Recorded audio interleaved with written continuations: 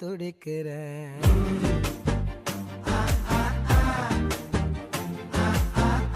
Hello বিয়াস, আসসালামু আলাইকুম। সবাইকে জুমা মোবারক। আজকে আমি খিচুড়ি রান্না করব। এই প্যানটা ভালোভাবে গরম করা নিয়ে হয়েছে। তারপরে একটু বেশি তেল দিলাম। তারপরে একটু মশলা দিয়ে ভালোভাবে নাড়াচাড়া করলাম। তারপর পেঁয়াজ দিয়ে দিচ্ছি। আমি কিন্তু প্রথম রান্না করছি। খিচুড়িতে একটু বেশি পেঁয়াজ দিতে হয়। তো পেঁয়াজ দেওয়া শেষ হয়ে গেল। তারপর পেঁয়াজগুলো ভালোভাবে ভেজে নিতে হবে। অনেক সময় নিয়ে পেঁয়াজটা ভেজে নিলাম। যদিও আমার মা আমাকে সব শিখাই দিচ্ছে। তো পেঁয়াজ ভাজা শেষে চাল দিয়ে দিচ্ছি। আমি একা ডাললে যদি পড়ে যায়, তাই মা হেল্প করে দিচ্ছে। তারপরে এই জন্য নাড়াচাড়া করতে হবে। চালগুলো খুব ভালোভাবে ভেজে নিতে হবে। এই যে আমার আম্মু একটু ভেজে নিচ্ছে, আমাকে শিখাই দিচ্ছে। তারপর আবার আমি ভাজলাম। অনেক সময় নিয়ে ভাজতে হবে। নাড়াচাড়া করতে থাকতেই হবে। তার মধ্যে কোনো ভুল নাই।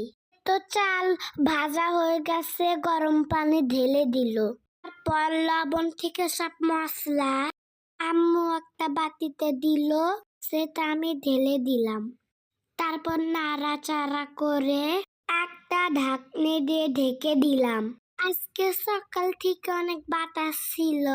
দুপুরে নামাজ পড়ার পর ডিসিশন নেওয়া হলো খিচুড়ি রান্না করব। কারণ এই ঠান্ডা ঠান্ডা ওয়েদারে খিচুড়ি খেতে অনেক ভালো লাগে।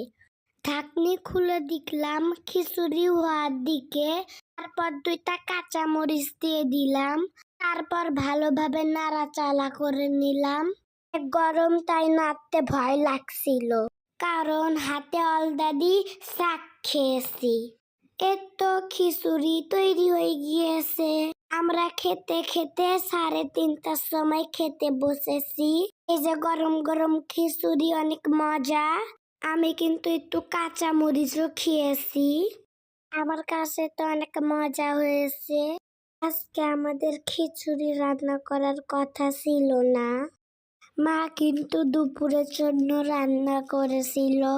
ভাত, মাংস, ডাল রান্না করেছিল। মাংসর রান্না দেখে ডিসিশন নিলাম খিচুড়ি রান্না করি।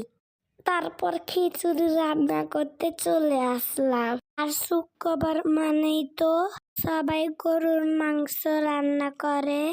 এই প্রথম কোনো কিছু রান্না করার জন্য রান্নাঘরে শুরু থেকে শেষ পর্যন্ত থাকলাম। রান্না করা অনেক কষ্ট। আল্লাহ হাফেজ।